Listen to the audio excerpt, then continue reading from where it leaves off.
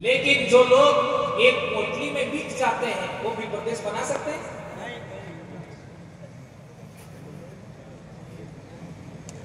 यहाँ पर जो बैठे वो एक पोटली में बिकने वाले कौन हो? कौन कौन हाथ ऊंचा करो तो एक भी नहीं खड़ा करेगा। लेकिन हकीकत क्या है, ये बात समझना जरूरी है। और 5,000 में बिकने वाले कितने? तो एक भी हाथ ऊंचा नहीं करेगा। हकीकत क्या है?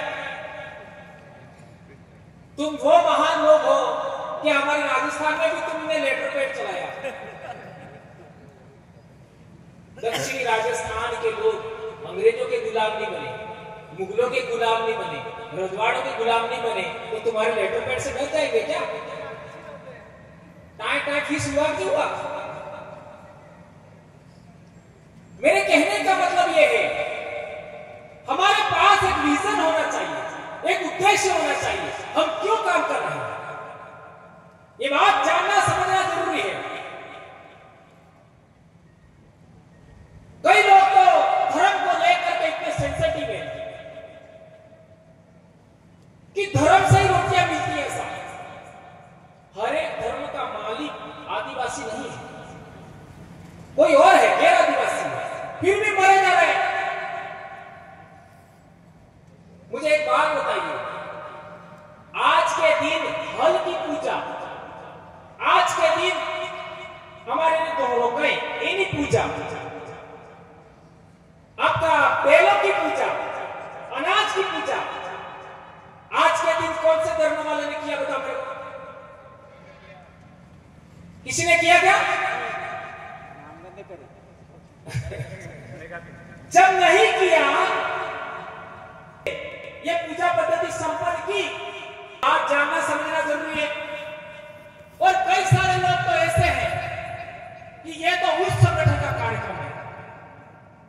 मुझे बताओ, आदिवासी परिवार का बिल प्रदेश मुक्ति मोर्चा संगठन नहीं कह सकते हो, ये एक सामाजिक यूनिट है।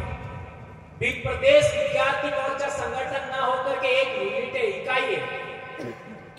बिल प्रदेश युवा मोर्चा कोई संगठन नहीं है, इकाई है आदिवासी परिवार का, लोगों को जोड़ने का तरीका है। बिल प्रदेश महिला शक्ति ये भी संगठन नहीं है, लोगों को जोड़ने का तरीका, इकाई है आदिवासी परिवार का। अभी हम लोगों ने अनुसूचित क्षेत्र आरक्षण मोर्चा बनाया, वो भी संगठन नहीं है, ये भी सामाजिक इकाई है। अभी एक और हम लोग बना रहे हैं, आदिवासी संस्कृति रक्षण समिति, वो भी कोई इसका कोई अध्यक्ष वगैरह नहीं है, मात्र संयोजक होते। अब ये जितने भी नाम लिए उनमें किसी का कोई अध्यक्ष है क्या? किसी का कोई अध्यक्ष नहीं है। ये बात हम लोगों ने हमारे इलाके के लोगों को समझाया, इतना बड़ा काम हो गया, इतने बड़ी संख्या में लोग जुड़ गए, लाखों लोग। अब आपका तो क्या है, एक संगठन के 8-8, 10-10 प्रदेश अध्यक्ष है, 500-700 जिला अध्यक्ष है। अध्यक्षीय प्रणाली आदिवासियों के लिए घातक है, ये बात नोट कर लीजिए। अध्यक्षीय प्रणाली आदिवासियों की नहीं है, काउंसिल प्रणाली आदिवासियों की है। सभी लोगों की इच्छाओं को महत्व देने वाली काउंसिल सभा, उसमें जो राय बनती है उसको आगे बढ़ाइए। और आपके मध्य प्रदेश में तो ऐसी भी बातें हमको सुनने मिलती है, कहां आदिवासी लिखा है, हम तो जनजाति है,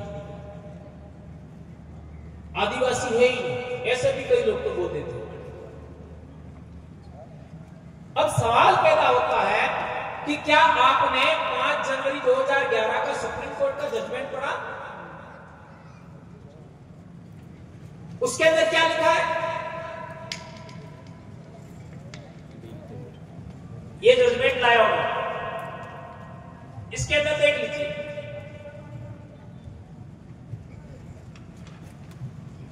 इसको पढ़ लीजिए, यहां जोरावर जी उनके पास भी होगा। इसमें लिखा है, शेड्यूल्ड ट्राइब और अबोरिजिन, नहीं, अबोरिजिन और शेड्यूल्ड ट्राइब। जो अबोरिजिन है वही शेड्यूल्ड ट्राइब है, और ब्रैकेट में आदिवासी लिखा है। ये सुप्रीम कोर्ट का जजमेंट है 5 जनवरी 2011। एबोरिजिन और शेड्यूल्ड ट्राइब ब्रैकेट में आदिवासी। आज तक इस पर यह गलत लिखा किसी ने क्लेम नहीं किया है। यह जजमेंट हम लोगों को 2012 में पहली बार हमको पता लगा कि इसमें ऐसा लिखा है। इसमें बहुत सारी बातें लिखी है और इसी को आधार मान करके आदिवासी परिवार बनाया। बढ़िया, इसको ये बिलों के लिए ही है, बिलों के लिए ही इसमें बहुत सारी बातें लिखी है। तो हम लोग, कई सारे ऐसे लोग कहते हैं कि हम तो अनुसूचित जनजाति है, आदिवासी नहीं है। तो कम से कम सुप्रीम कोर्ट का जजमेंट तो पढ़ो। अब दूसरी बात यह है, ये हमारे स्कूल में किताब चलती है 8वीं क्लास में, 2013 से चल रही है। ये इंग्लिश में भी है, और ये किताब किसी बिल ने तो लिखी नहीं है, किसी बोर्ड ने तो लिखी नहीं है।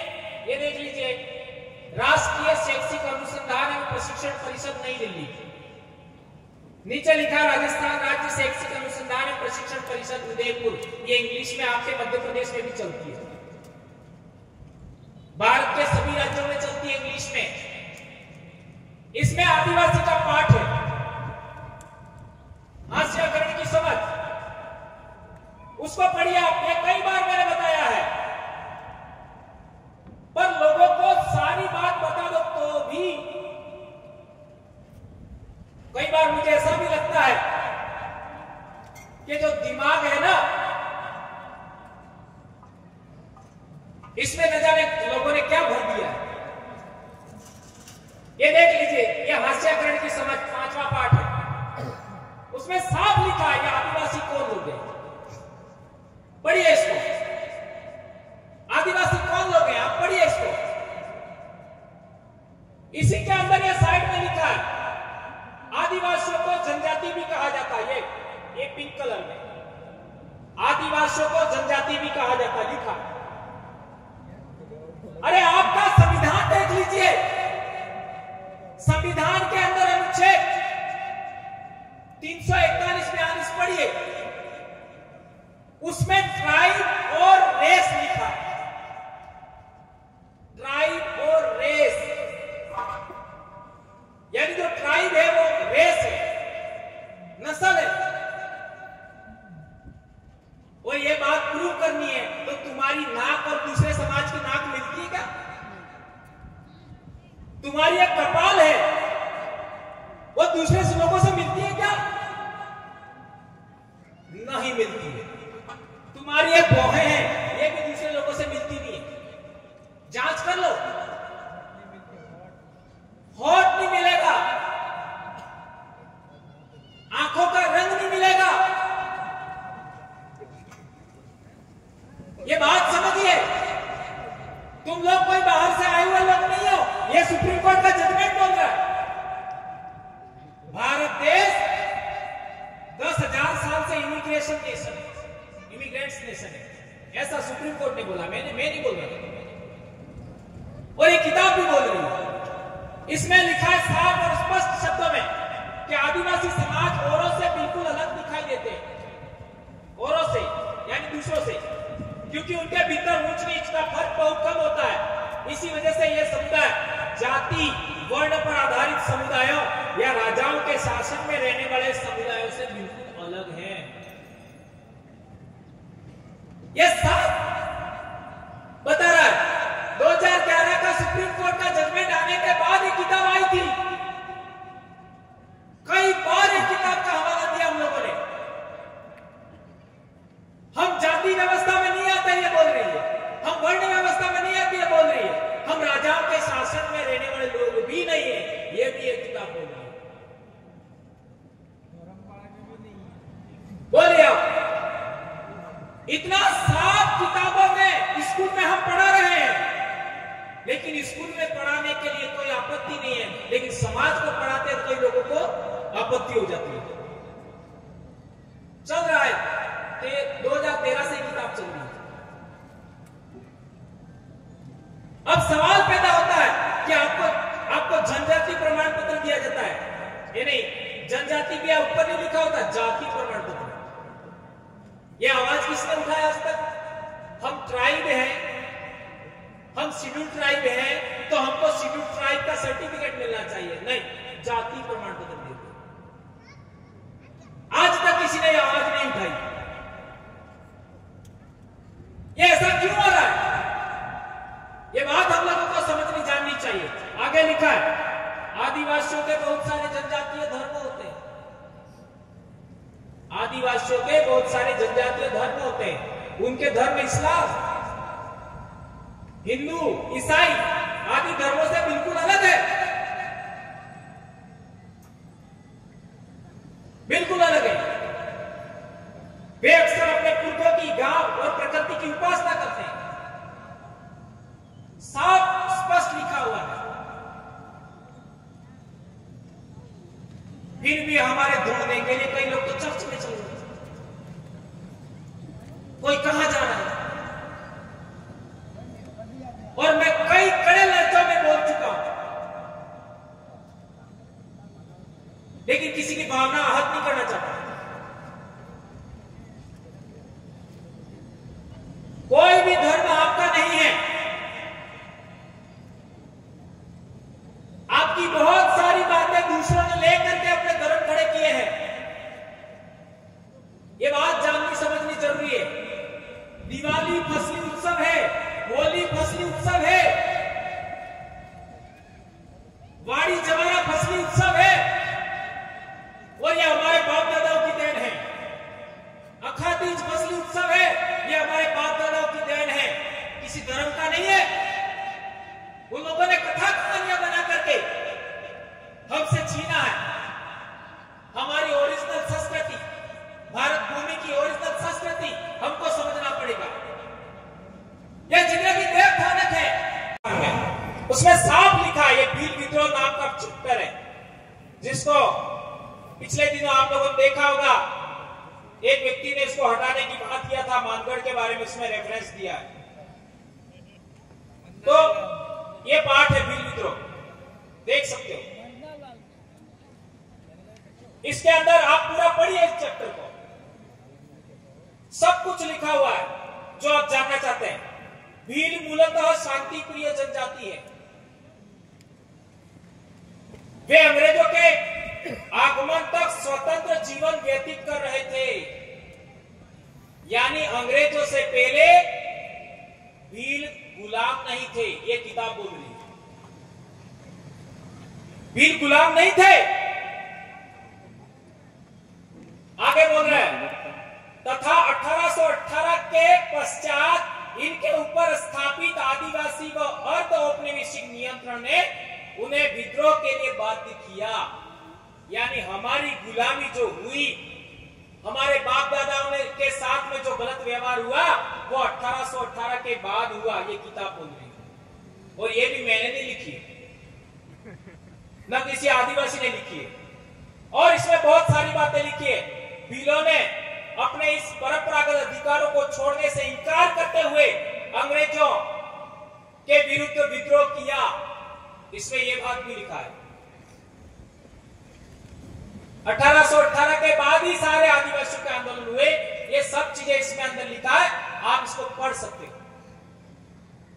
और एक इंपॉर्टेंट बात है, ये 7th क्लास में किताब है, इसमें भी जनजाति का पार्ट है, 7वीं क्लास में।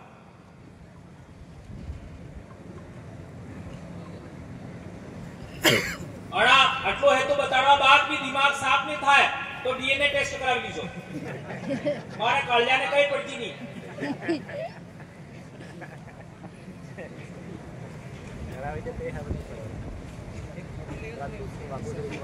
बीजू तो हो को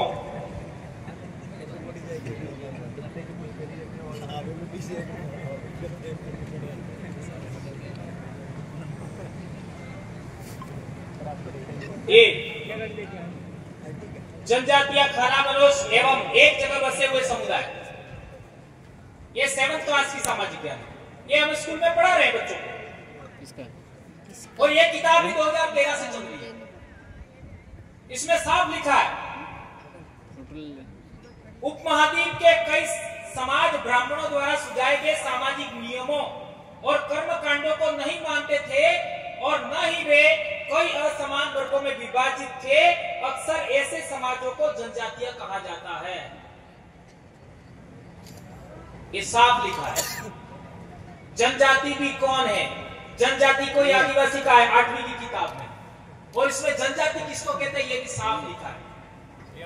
क्या हम परंपरागत रूप से किसी भी स्थापित समाज या किसी भी प्रभावशाली समाज के परंपरागत नियमों को नहीं मानते? क्यों? क्योंकि हमारे अपने नियम हैं, हमारी अपनी परंपराएं हैं, हमारी अपनी संस्कृति है, उसको हम मानने वाले लोग हैं, इसलिए जनजाति है। और आप जिसने भी आपका मानव शास्त्र पढ़ा उनको पता होगा कि जनजाति वे ही है जिसकी अपनी बोली होती है, जिसके अपना संस्कृति होता है, जिसका अपना इलाका होता है, जिसका अपना समाज व्यवस्था होता है, जिसका अपना धर्म होता है, वो जनजाति कहलाता है। ये बात हम लोगों को जानना समझना बहुत जरूरी है। ये बेटे जनजाति तो ये सारे जनजाति नहीं, ये तो ईसाई है, हिंदू है। तो मेरे कहने का मतलब ये है कि आपकी पहली पहचान क्या है? फर्स्ट आइडेंटिटी क्या है?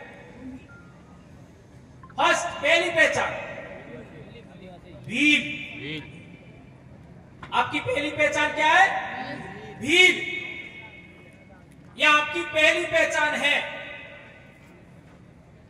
और भील का मतलब क्या होता है? तो लोगों ने लिख दिया जो धनुर्धारी होता है, जो धनुष साथ में रखना वाला है वो भील। तो धनुष तो दूसरे लोग भी रखते थे। आज हमारे इलाके में आप देख लीजिए भील किसको कहते हैं? आदमी को। आपके इलाके में भी वही है, दाहोद में भी वही है। भील कौन?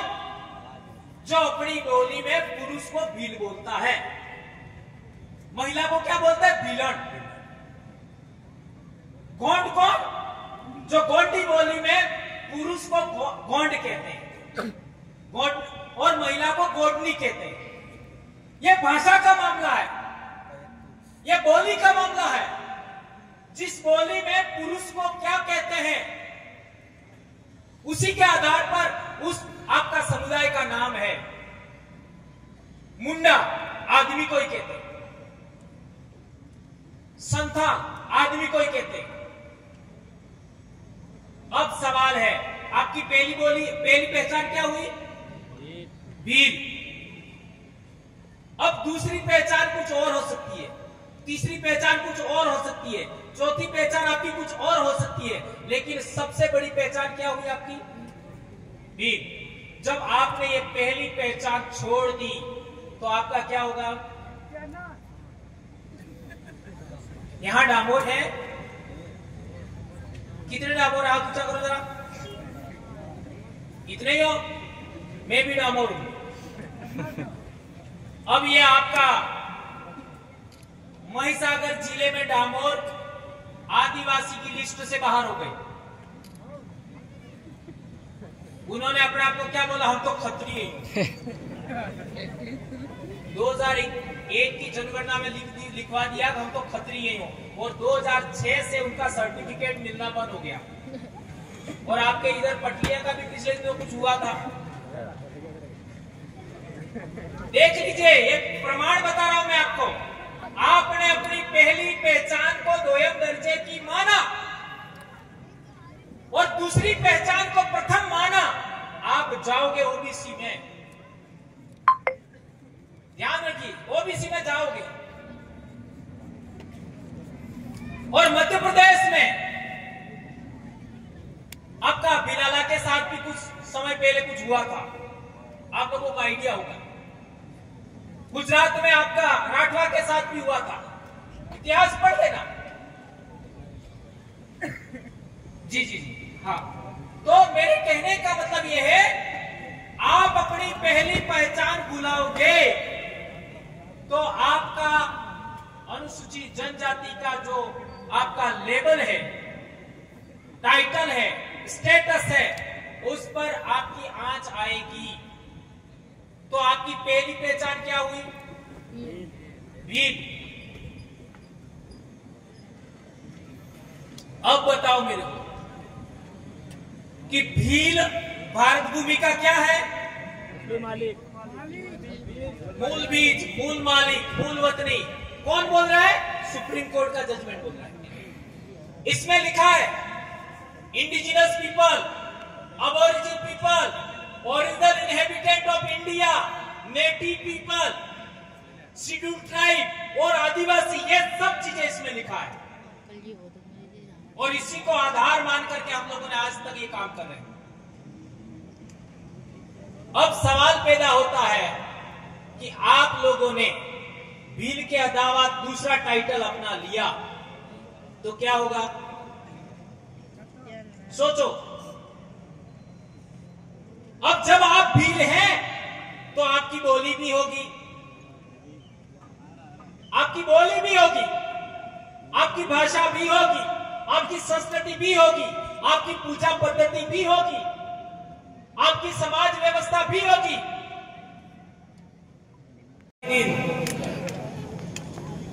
हमने एक नई शुरुआत करने का निर्णय लिया। उसमें आप सभी साथी पधारे, इसमें प्रशासन के साथी, मीडिया के साथी, पुलिस प्रशासन के साथी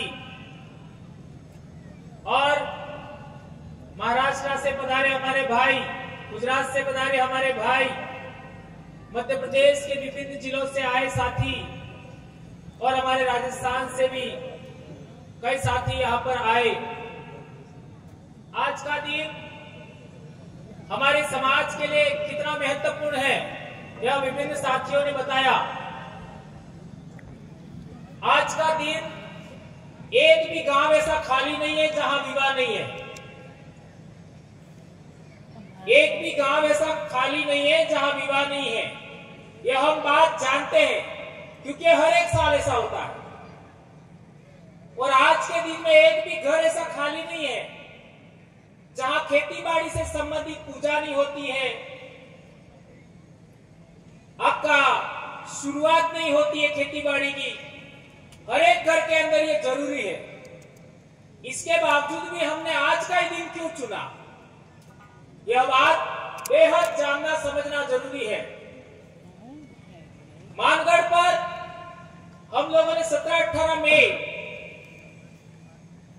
को आदिवासी परिवार का शुरुआत किया था। तो आज हम लोग यहाँ हैं, इतने भी लोग नहीं थे। लेकिन आज देखो आदिवासी परिवार का डंका कहां कहां बज रहा है। अभी 4 मीटिंग हो गया है। आदिवासी परिवार की व्यवस्था के अकॉर्डिंग ही देश भर के सभी संगठनों का अलायंस बन रहा है और 30 संगठनों का अलायंस पूरा हो गया है। 30 संगठनों का। और आने वाले समय में 13 जुलाई को राजस्थान में मीटिंग है। पश्चिमी भारत के जो बचे हुए संगठन है उनको भी जोड़ दिया जाएगा। ये आदिवासी परिवार के नेतृत्व में इतना बड़ा काम हो रहा है हमारी आइडियोलॉजी के अनुरूप। उसमें हमने बात रखा कि कोई भी व्यक्ति प्रमुख नहीं होगा, कोई भी अध्यक्ष नहीं होगा, सब अपने अपने संगठन को जिंदा रखना है, किसी को भी खत्म नहीं करना है। हाँ, हम एक जगह एक जाजर पर बैठेंगे, कोई प्रमुख नहीं होगा। उस बात को एक्सेप्ट किया गया। जिस तरीके की आदिवासी परिवार की व्यवस्था है, आदिवासी परिवार कोई संगठन नहीं है, इसका कोई अध्यक्ष नहीं है। उसमें जो व्यवस्थाएं हैं वही बात हम लोगों ने दूसरे लोगों के सामने साझा किया और उन लोगों ने इस बात को एक्सेप्ट किया, माना।